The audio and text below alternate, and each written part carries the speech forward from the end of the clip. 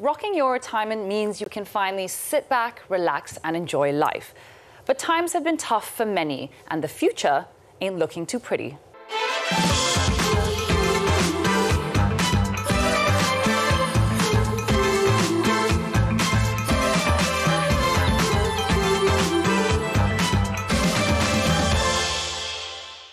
Hi everyone, thank you so much for tuning in today for Women Talk. My name's Deborah. And my name is Zoraya, and today we're going to be speaking a little bit about an aging nation and what retirement is going to look like. And actually, if we look at the Department of Statistics of Malaysia, they are predicting that by the year 2050, 15% of our population is going to be above the age of 65, which will put us into the category of an aged nation. So to speak a little bit more about this topic, we have two fantastic guests joining us again. So I'd like to introduce Datuk Zunaida Idris, founder and board of trustees from Women Leadership Foundation. Thank you so much for joining us. Yeah. Thank you. And we do have a guy on the show. You know, it's not often. Delrin Terence Douglas, you are the President, Association for Residential Aged Care Operators, and you operate two aged care, licensed care centres in Kedah. Yes. Thanks for being with us today. Thank you both very much.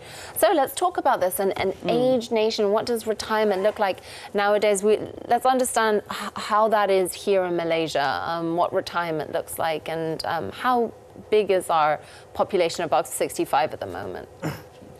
I'd like to go first. Okay, we are headed to the aged nation, as the statistics have shown.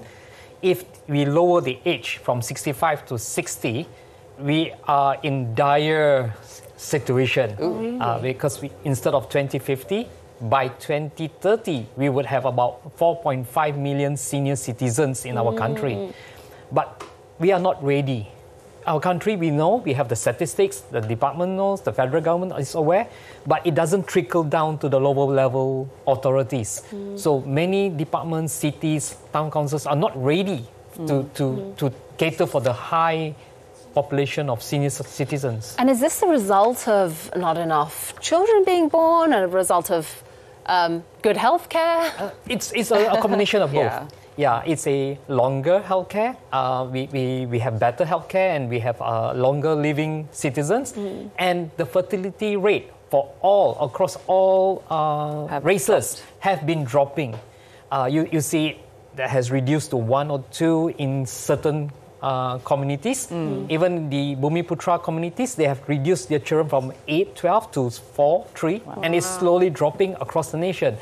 And we have a broad and a wider, younger children now, but the older segment, it has also widened. So what we have now, the population demographic is an upside-down pyramid. And that's a dangerous one, right? But it doesn't, it doesn't have to be alarm bells and red flags, and it doesn't have to be a bad thing, but I like your point when you said, are we dealing with it? And perhaps we're not doing enough right now. Datuk, what are your thoughts on I'd like to share. The reason it's happening is because of the baby boomers. Because I belong to the baby boomers, and the fertility rates actually it is now compared to before. So what happened now is that we have more senior citizens, and by what Darren and Tiraya and also Deborah had shared. So what we need to look into is what is the preparations. When we talk about aging population, there's 3 things that we have to look at: the economic changes, personal changes, and also family changes. When you talk about 65 and above, so there is a health condition that will change. Normally, if you look when people start reaching at the age of 65, their health condition will be deteriorating, and also their income actually will be at a reducing factor. That will be on the economic factor. And as personal basis, what is going to affect the senior citizen is relationships. They start to lose friends and also colleagues. So these are the things that we need to prepare for the aging population. I want to ask a question to both of you. So here in Asia, we still do have the practice of our elderly staying with us in the home.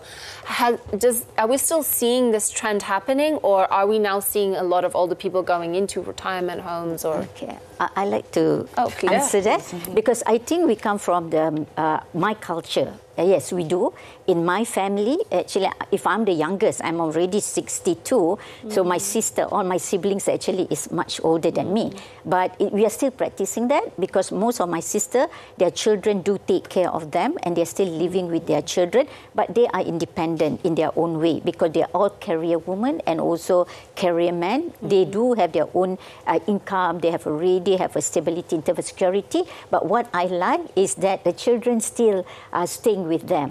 So what I want to share is for the young generation out there, what we need to do is how you treat your parents. What I believe, what they saw was in my family, the practice that we did was my parents took care of their parents and we took care of our parents, and now my children, and I don't have children, sorry, my nephews and nieces actually take care of their parents. So that is a culture that I think in Malaysia or Asia or anywhere in the world that should practice. So important. But in reality, that doesn't always happen. Yeah, that it doesn't always happen. Due to one, we have more women, we have empowered women, and they are working today. So when they are working, there's nobody to take care of the elderly at home, and people are citizens, our citizens with 1 or 2 children who are working, their parents are left alone at home. So they will come to a stage whereby, let's say they are come to 70 years old and above, and some of them will be infected by dementia and other kind of problems. So I can't be taking care of my dad. I have to leave my work. So if I were to leave my work, we are not empowering women to go out there. We are making them coming back home again. So that's why there is a trend. In the last 5 years, 6 years, there is a trend of sending to nursing care homes or old folks home. So it's very recent, actually. Yeah, it's a recent trend whereby, and we are, most of the centers are being overcrowded. And you have the B40 group abandoning them at the hospiitals. I mean, I think, and to agree with you, Dato', I think we have this beautiful cultural norm that we should definitely preserve and advocate. But the reality is also, with changing generations, you are seeing a lot of abandoned families. So coming to the point on, is your children cannot be your retirement plan. You cannot put all your eggs into one basket. So we're going to take a quick break. When we come back, we're going to be talking about the multi-pronged approach we need to take when we think about becoming and transitioning to becoming an aged nation.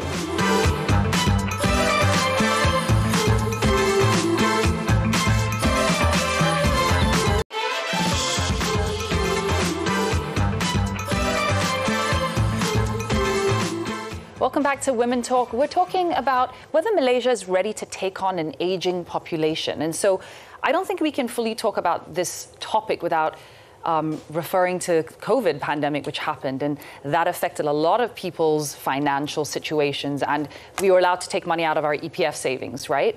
And recently, I think there was a statistic that came out saying that about 2/3 of people who invest in their EPF, when it comes to retirement, will not have the funds to sustain themselves, and they'll be living, in fact, at the poverty line, which is a very, very scary statistic to read. Kumpulan Wang Amanah Pencen, they actually look at the retirement of the public services, and what they do is for their employees who is about to retire between 50 and above, so they actually offer a program for them to join, for them to have a continuation in income. So they can choose whether they want to continue to do what they're doing, and they give them an opportunity for them either to become a trainer, or they can even become an adjunct professor. And also some of them are given an opportunity to learn about becoming an entrepreneurship.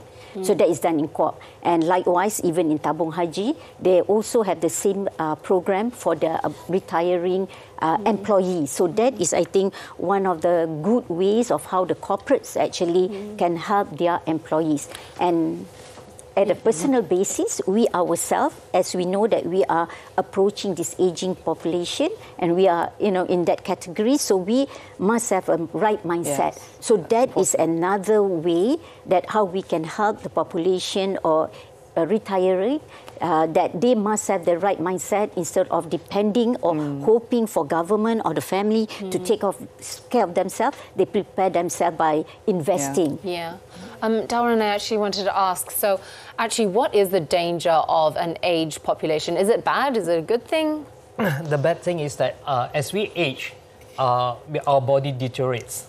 So there will be a time where you will need assisted living. And as we live longer, the number of people we need to take care of the elderly will increase. But we can't be using all our youth to be taking care of the elderly because we will need to cater for the workforce, the outside or the other thing. Not many Malaysians are ready. One, we have a large percentage, a B40 group, about 40% of our people who are low income. Now, if they are healthy or they're living healthily at home, that's good, that's great, we encourage. What about those whose body deteriorate further or they are not a corporate employee? They do not have that advantage to work on further. So that's where the government needs to look into a whole broader prospect. We need an insurance scheme at a younger age whereby we can take care of them. And we use example of Australia. In Australia, when a person walks into a retirement home or a nursing home, the government pays a part of that amount so that they don't burden the retirees when they go to a nursing home or old folks home. Is Malaysia financially in a place where we could do something like that? We are not ready because on one hand we like lower taxes, on the other hand we expect a lot of we need a lot of money to take care of our elderly one day, and we're going to burden the future generations with higher taxes if we can't take care of or we do something from today. Because it's interesting, there's the sandwich generation, as it's called, which sits in between, and they've got to think of their aging parents, which of course, you should take care of and play a role in.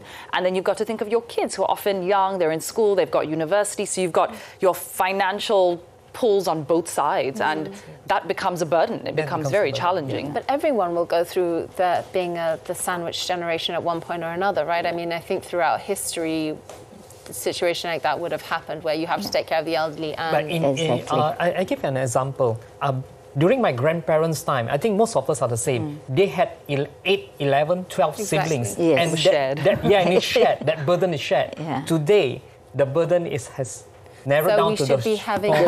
we need to be having more children, right? Which is what the governments are all saying. Not sure about 8, but that'll bring another set of issues. What would be the perfect number of children to be able to kind of fix this issue? You should be able to replace 2, 3 to take care of your elderly. So 3 is the most happy ideal number. Datuk, what are some of the examples of what they're doing that works that we can maybe adopt? Through my readings, that in year 2000, they already start planning, their strategy in terms of logistic, in terms of accommodations to accommodate their aging population. So, maybe in Malaysia also, when the government actually trying to, their new policies, they should look into the aging population. Normally what they only look at is the care, but there is no priority or special for caregivers. Or assistants, to train these caregivers and assistants and give them, sometimes you have this where they give 500 ringgit to B40, just for their supplement or their basic needs. But I think they also have to look at if in their policy in the future that maybe the government can also look at how they can benefit the caregivers. We'll have to stop you there because we've got to go to break. I know this conversation is, we could talk about this all day. We'll see you after this.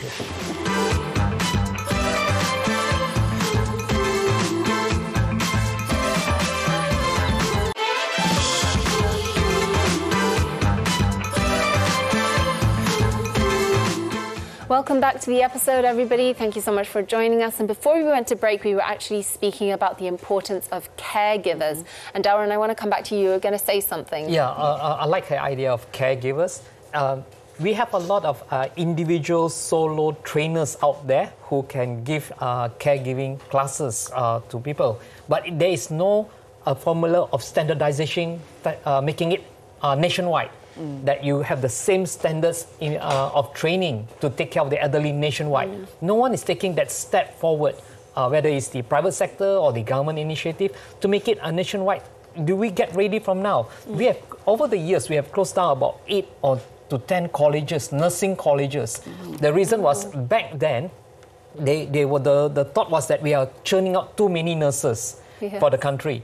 We had an abundance of nurses, but the foresight was not there to see that when we are an aged nation, we need those nurses, and we may need to open them up now. You can't wait until you are 2030, 2040 to open them up. It'll be too late to train those nurses by then. As I mentioned, you know, sometimes there's a lot of initiatives done at the government level, but it is not being created awareness. People are not aware of what they are doing. So in the future, I think when they have a policy or there is something that is mandated, it needs to be created so that the whole nation is aware of their initiative. What I understand, we do have what we call LCTI, that is a long-term care insurance. You know, that is in the system, but I'm sure not many people are aware of that. You know, and the government actually already have a few also initiatives on medical care. You must understand, you know, as when people age, there are two factors, right? They need medical care is different, and then the long-term care is a different agenda that you need to look at. And also, I mean, as you're getting older, you know, we're talking about 65. That's not even that old. That's still, you might still have another 20, 30 years of your life after that. And it's like, what kind of quality of life are you having? Like, we focus a lot on the medical care, but I mean, what about going out to be more useful and to give back to the community? That's why we at Women Leadership Foundation, the 3 founders is already above 60. But what we did is we want to give back to the community. So we come up with a program how we can help not only the younger generation, but we are also helping our generation who's leaving the workforce. You know, we give them a new skills, new knowledge, and also new things that they can do after retirement. I think the word retirement can sometimes carry with it this sense you have to sit there and just wait to almost, dare I say it, to die, you know, and that's not the case for everyone. That's not the case. I would love if the senior citizens can be like my mom. She's 75 and she still plays badminton and goes to aerobic and drives. But it starts from young. It doesn't start when you're 70 or I retired, I finished work, now I want to start all this. The chances of getting a heart attack is higher if you start at that point of time. I would like the young people, I would like to recommend or give a suggestion. Start healthy living from young to take care of yourself in the future. It starts from young. And empower the elderly. Empower the elderly today who are fit to go out there. Bring your neighbor who are elderly, or do some skills, or empower others to do the things that you love to do together. Keep living. To do it. You don't have to end up in a aged care home. In fact, I would love if all the elderly in my center can go out there. But if you don't take care from young, you will end up there. That's the reality. And it's going to be a burden to your kids. We have a high percentage today of unmarried citizens, and they don't have kids. So I'd like to know what's going to happen to you if you are unmarried and you are 70, if you don't take care of your living from today. Well, I think mindset is so important, and I was actually talking to some friends the other week, and they're about sort of early to mid 40s, and their retirement plan is a bunch of girlfriends, married. They're like, we're not putting the burden on our kids. We don't want to expect them to now have to take care of us. They've got a plan on building a house somewhere, and there's all these little like quarters, and they're going to grow old together, right? I think the important part is mindset. It's about, yes, the government has a role to play. Policies need to be there as a blanket need for the nation, but you need to think about your future, and you need to plan for it, whether you're B40, whether you're more affluent. Correct. So if I may share, you know, so that is, there's 2 things that we have to look at, where we as individuals have to take the initiatives, and also, of course, the government policy have to be in. Because, for example, when they build new accommodations, you know, have to consider the facilities for the aging population, you know, facilities. So these are the things that need to be considered and looked into. Actually, I wanted to ask you, just before we finish, could you give us some important pro-aging positivity that should be shared to everybody? Stay healthy. be happy, you know, and never think about retirement. What are you talking about? Retirement? I know that word. It's not in my vocabulary. Exactly. I mean, amazing. Look at you sitting here. So, you know, keep on going, you know, be healthy. Like what you said, the most important thing is be healthy.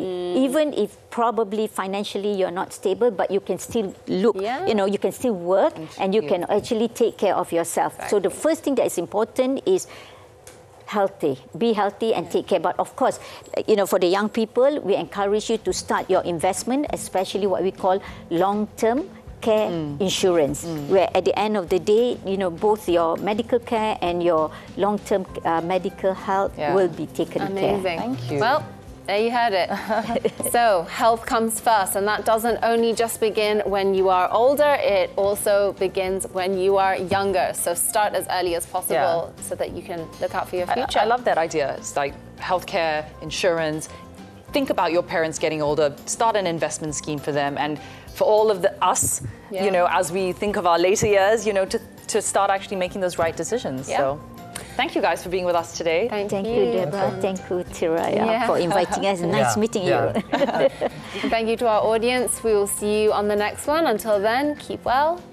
See you soon. See ya.